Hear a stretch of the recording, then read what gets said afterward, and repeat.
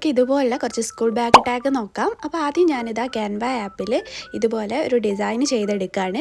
നമുക്ക് സിമ്പിളായിട്ട് നമുക്ക് ഇഷ്ടമുള്ള രീതിയിൽ ഡിസൈൻ ചെയ്തെടുക്കുക. ഒരു ബാക്ക്ഗ്രൗണ്ട് എടുത്തതിന് ശേഷം ഞാൻ ഇതുപോലെ ടെക്സ്റ്റും കുറച്ച് ക്യാരക്ടേഴ്സും ഇതിൽ ആഡ് ചെയ്ത് കൊടുക്കുന്നുണ്ട്.